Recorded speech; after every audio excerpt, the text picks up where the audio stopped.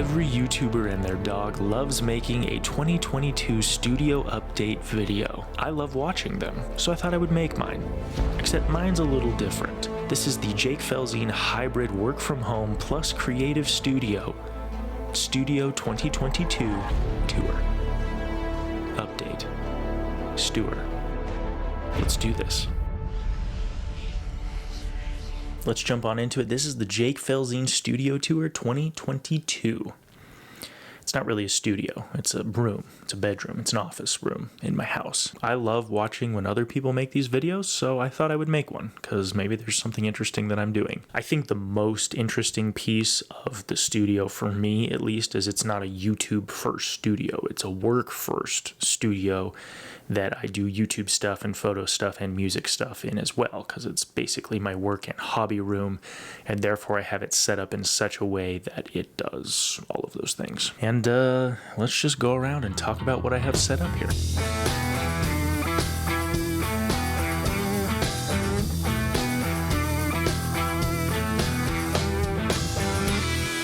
First things first, to my right and the first wall of the studio is the keyboard. Now, the keyboard is very important lately because I've been playing the hell out of it. I love it. It's a full-size keyboard, nothing special, just a Radio Shack, I believe, brand keyboard. A friend gave it to me, or I bought it from him a long time ago. It has speakers of its own, which is great, which means I can just turn it on and jam if I want to. They're not great speakers, but they get the job done. And it has MIDI out, which means I can USB plug it straight into my MacBook, turn on Logic Pro, and you're off to the races, able to record music, which is really fantastic. I also love that it can take in a pedal, so I have a pedal, which again, when I'm jamming by myself, or even when I'm recording, I like to use a pedal. Again, just kind of coming from a classically trained piano sort of background, I like that piece.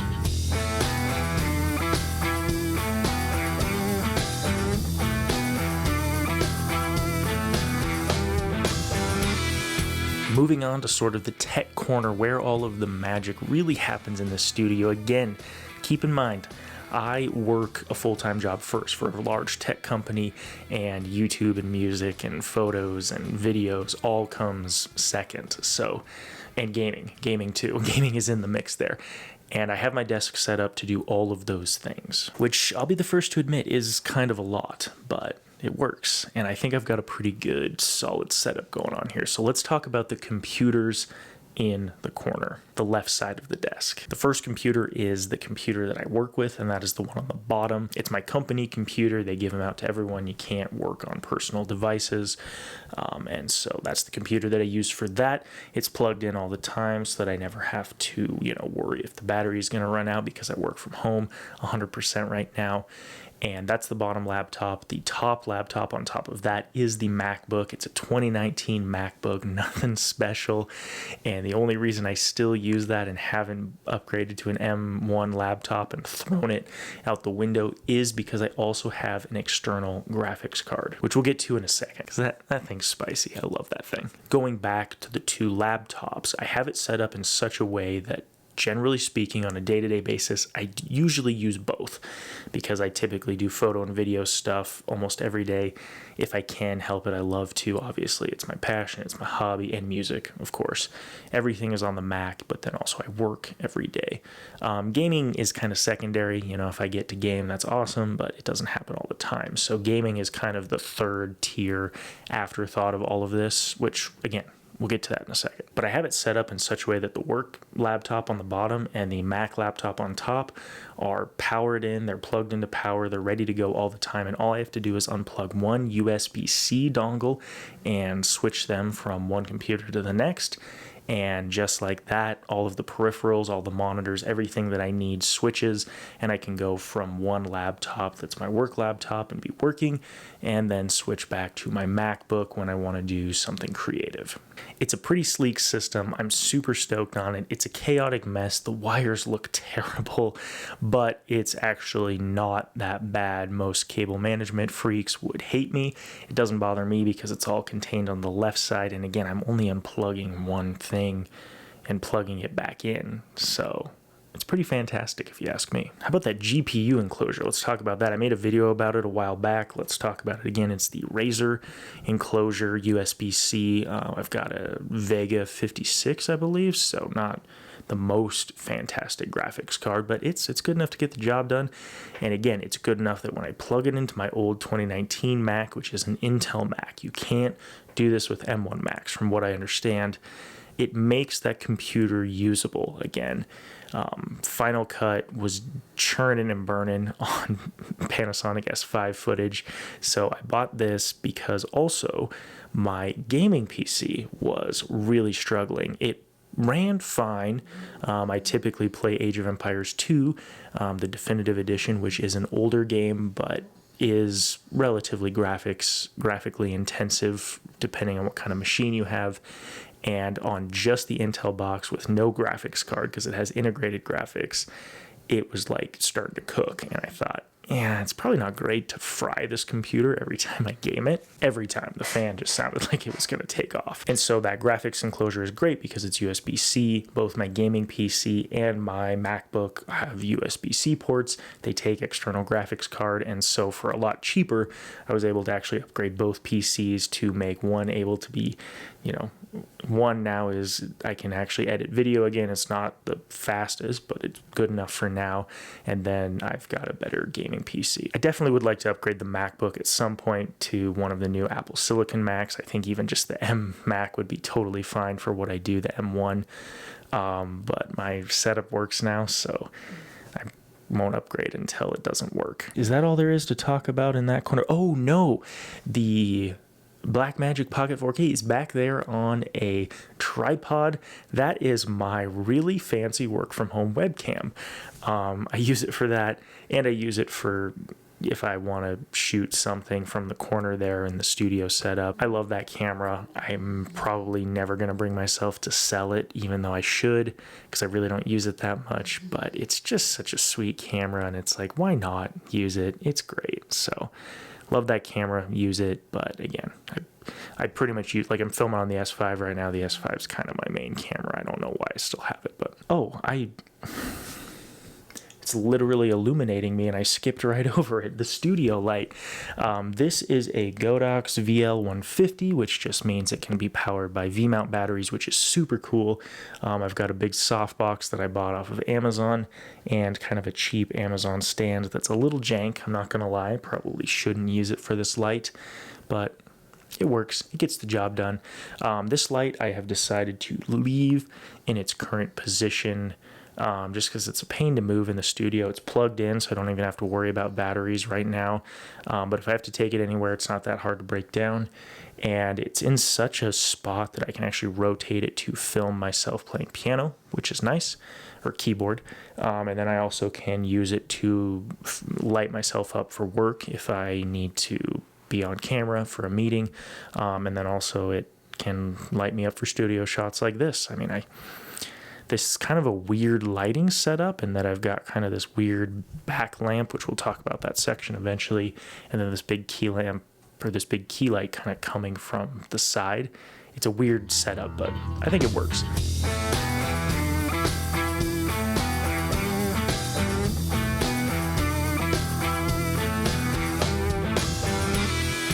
Okay, we talked about the computers. Let's talk about the desk setup. There's not a ton to brag about here. Nothing's really super crazy special, but I don't even know what brand it is. I have one of those standing desks that you have to lift up and raise and lower on top of a huge wooden desk.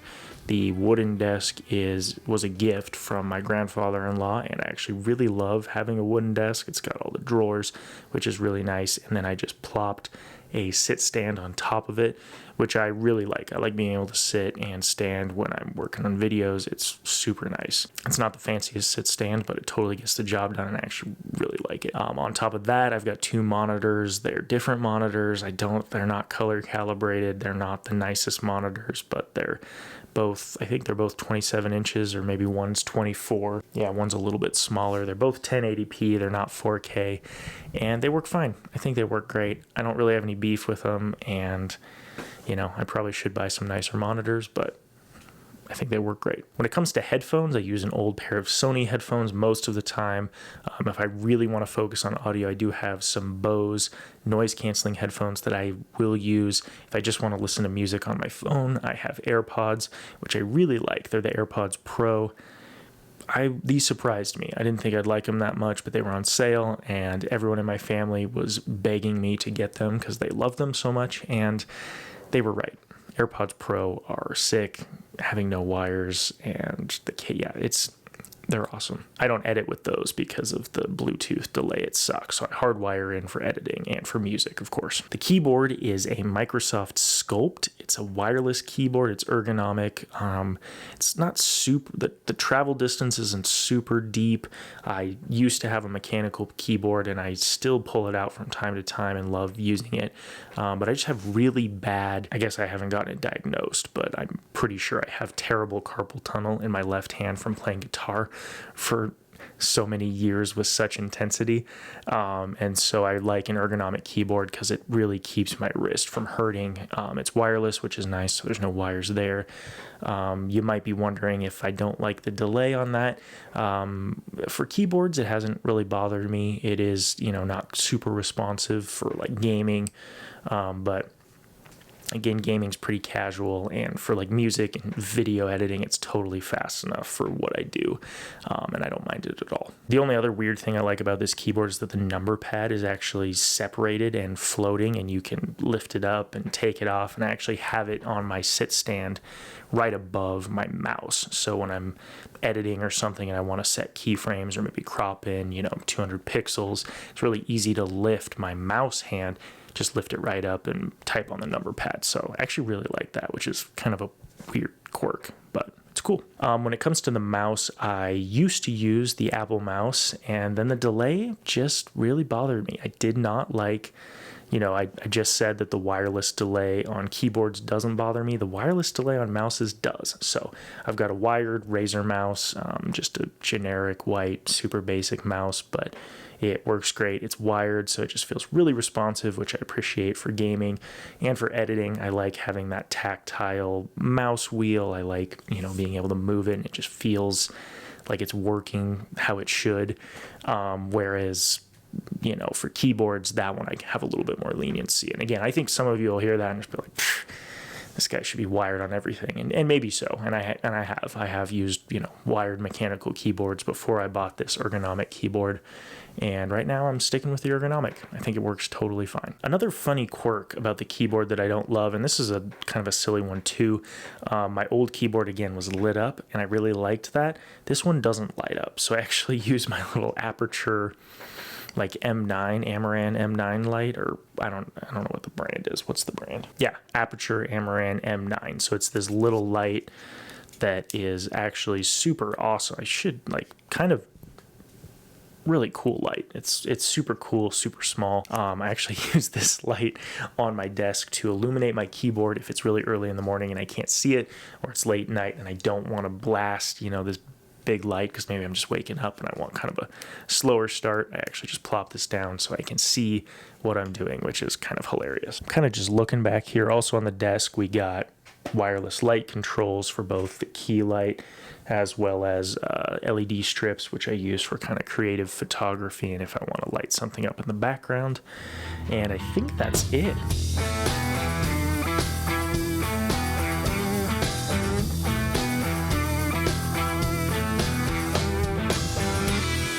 Which of course leads us to the right side of the desk if you're sitting at it. So the left side was kind of the computer zone, the midsection was kind of the command center zone, and the right side I have sort of set up to be a little bit of a cool space to pull the chair over. And I usually keep my notebook here. I write down ideas a lot of times first thing in the morning before I even log on to work. After I've made my cup of coffee, I go in, set my cup of coffee down on the coffee warmer, which is awesome. I love having a coffee warmer. I recently got these Yeti mugs that keep the coffee hotter longer, not even on the warmer. So I've been using those, but I've had this coffee warmer like forever. So I still use it, and I like drinking out of mugs. So set my coffee down, sit down with this lamp behind me that you see, and just get in my notebook and just write down ideas. Lately, I've been trying to start my day that way. It seems a little healthier than just watching Age of Empires games and Jesse Driftwood videos, but that's typically what I do with my coffee. So one or the other. And again, I just have like a simple LED lamp over here and a couple of lenses that I don't know. They're just there because they happen to be here tonight with what I was using.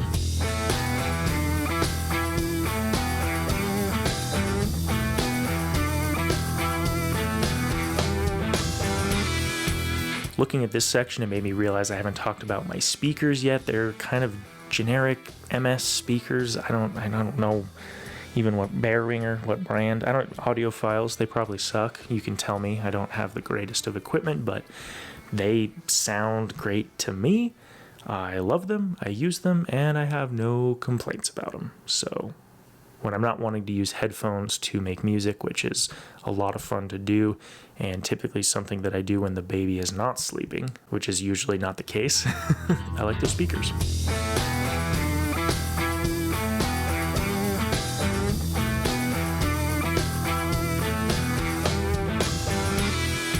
Okay, and I think from there we're on kind of the last couple of sections. So real quick, we've got the gear shelf. There's nothing super special about the gear shelf. Top left is what I call kind of the everyday section. I've got batteries, filters, neck strap, microphones, stuff that I use pretty much every shoot goes there. Top right is lenses. Middle left is GoPro stuff. Middle right is gaff type stuff, clamps, friction arms, little lights that I like to play around with. Bottom left is charging. It's an absolute disaster. I need to organize it again. And then bottom right is smorgasbord of stuff that probably should be sorted through and dealt with better. Up top, I just kind of have a plant that I really like, a couple of water bottles and cans that are cool looking that my wife got me. I should use them. Sticker that I like, and those are just kind of pieces that you could put in a backdrop and not feel too guilty about how they look.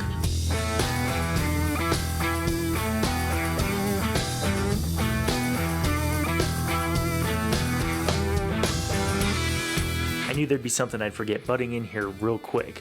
The chair that I'm sitting on is just a chair I bought from Costco.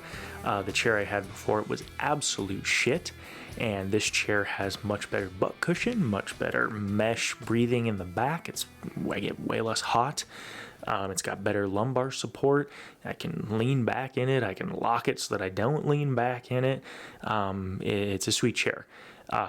The plastic mat that it's on is also complete shit, and don't worry, a new one's coming. It's been duct taped, the old one, and looks terrible, but judge me. So don't worry, I'm getting it fixed. Okay, I think that was the last thing that I remember forgetting. But anyway, guys, I think that pretty much covers it. If you got any questions about any of this, or if I missed something by any chance, comment down below. I'll respond to it and let you know if you got any, sort of questions about what I'm doing here. But again, this is just kind of how I work and operate in both a work from home kind of situation and a creative space that does YouTube and photo and all of that. So much love from me. Appreciate you guys watching, and I will catch you guys in the next one.